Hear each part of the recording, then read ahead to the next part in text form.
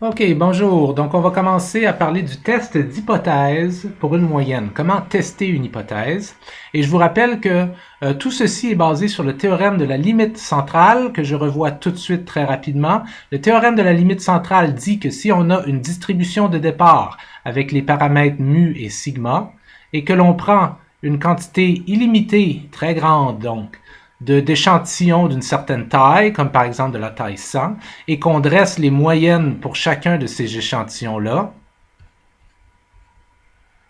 etc., ce qu'on va retrouver, c'est une distribution normale des moyennes avec la moyenne de cette distribution-là, qui s'appelle la moyenne des moyennes, qui est égale à la grande moyenne de départ, celle-ci, okay?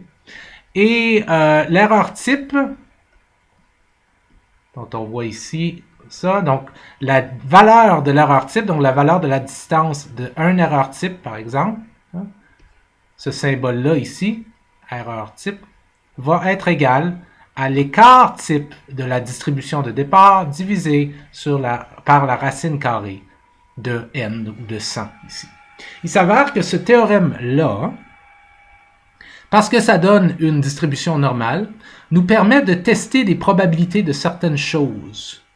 Ça nous permet de tester des énoncés, de tester la probabilité que quelque chose soit vrai ou que quelque chose soit faux, alternativement. Et on va voir un exemple de ça tout de suite. Voici un exemple. Depuis très longtemps, on a des bonnes raisons de croire que l'intelligence chez les Canadiens se distribue de la manière suivante, avec un mu de 100 et un sigma de 15. OK? Mais imaginons qu'un chercheur, maintenant, est convaincu que l'intelligence des Canadiens a augmenté au cours des dernières années. Et donc qu'elle n'est plus de 100, qu'elle est plus que 100. Comment est-ce que le chercheur pourrait tester cette hypothèse-là pour voir s'il devrait avoir très confiance dans son idée ou très peu confiance dans cette idée-là? Mais la première chose que le chercheur doit faire, c'est qu'il doit mettre formellement son hypothèse sur papier. Il doit l'écrire formellement. Son hypothèse, c'est que mu, le nouveau mu, le mu de maintenant chez les Canadiens, est plus grand que ça. Okay? On appelle ça HA pour hypothèse alternative. Alternative. Désolé, c'est difficile d'écrire avec ça, là. Hypothèse alternative. Ça, c'est ce que le chercheur pense. Mais le chercheur doit aussi savoir qu'il y a une autre possibilité. Il y a deux choses qui peuvent être vraies dans le monde. Soit le mu est devenu plus grand que ça, ou bien il y a l'inverse. Peut-être que le mu, il n'est pas devenu plus grand que 100, il est exactement égal à 100, ou même il est devenu plus petit que ça. Ça, ce serait l'inverse de ce que le chercheur pense. C'est ce qu'on appelle HO, ou l'hypothèse nulle. L'hypothèse nulle en est une dans laquelle il y a toujours un signe d'égalité. Il y a toujours la possibilité qu'il n'y a pas eu de changement. Donc, que mu ici soit plus petit ou bien, mais au moins, c'est possible qu'il soit égal à 100. C'est l'hypothèse nulle, il n'y a pas de changement. Du moins, pas de changement dans la direction que le chercheur pense en termes d'augmenter. L'hypothèse alternative en est une, je ne sais pas pourquoi je mets des flèches ici, là, ça ne sert à rien, mais ça ne fait rien. C'en est une où il n'y a pas de signe d'égalité. Donc, vous voyez, c'est soit plus grand ou plus petit. Okay, mais ici, le chercheur dit c'est plus grand. Donc, le chercheur se dit, bon, il y a deux possibilités. Le monde est... La réalité peut être une de deux choses. Soit j'ai raison, puis le mu est devenu plus grand que 100, ou j'ai tort, et puis le mu est encore égal à 100, ou est même plus petit que 100. Comment est-ce que le chercheur peut faire pour vérifier dans laquelle de ces hypothèses-là il devrait avoir le plus confiance? Bien, ce qu'il va faire, c'est qu'il va prendre un échantillon. Disons, par exemple, il prend un échantillon de 100 personnes, okay, et ça lui donne un X-bar de 102. Okay? Il prend cet échantillon-là, X bar, pour avoir une genre d'estimé de mu, parce qu'il ne peut pas aller sonder tous les Canadiens à propos de leur intelligence. Fait qu'il prend un échantillon de 100 personnes, super bien représentatif dans toutes les provinces, il trouve 102. Okay. Si le chercheur n'est pas très bon en statistique, sa réaction va être la suivante. Il va dire 102, mon X bar de 102, ça présuppose que le mu est plus que 100, ça.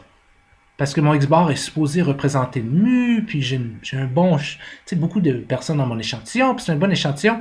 Donc, peut-être que j'ai raison. X-bar est plus... mu est plus que 100 maintenant. Donc, en effet, ça a changé, ça a augmenté. Donc, le chercheur se dirait, mon hypothèse alternative est la bonne et l'hypothèse nulle est la mauvaise. Sauf que, ce serait un très mauvais chercheur, si c'était le cas. Ben, il ne serait pas mauvais chercheur, mais il serait mauvais statisticien.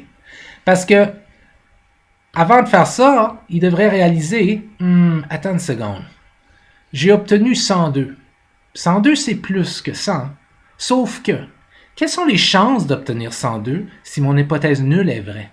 Donc, disons par exemple, si mu était égal à 100, quelles étaient les chances que je tire de cette population un échantillon de 102?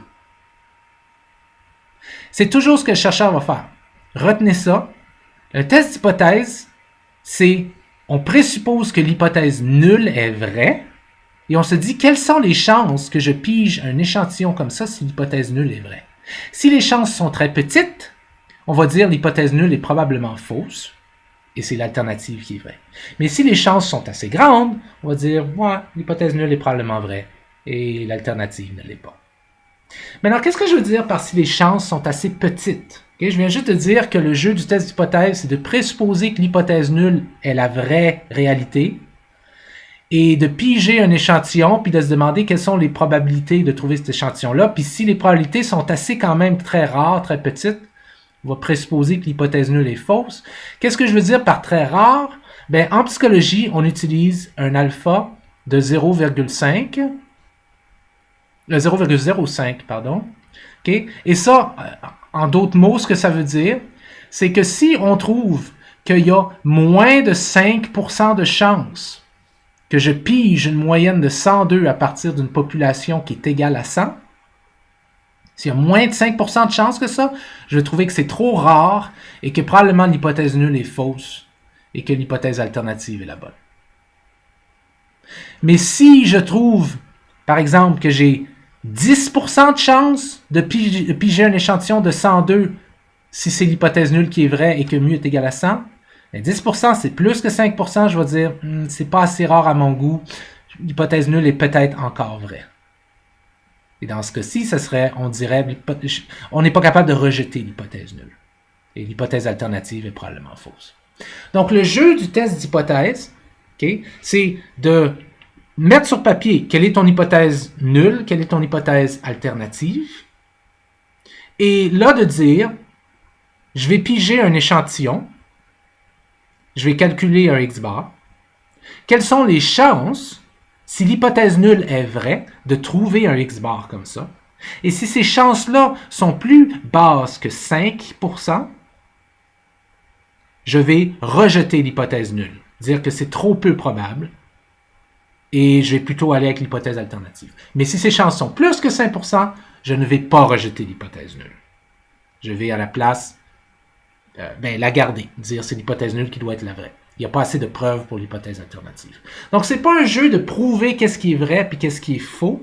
C'est un jeu de dire quelles sont les chances que l'hypothèse nulle soit vraie. Est-ce que mon échantillon est assez rare pour que je dise c'est tellement rare. Si l'hypothèse nulle est vraie, ça serait tellement rare de piger un échantillon comme ça que peut-être que l'hypothèse nulle est fausse. Donc, la question maintenant, c'est mais comment est-ce qu'on fait pour déterminer quelles sont les chances de piger un X-bar de 102 à partir d'une moyenne de 100? Ben, c'est ce qu'on va voir dans la prochaine vidéo.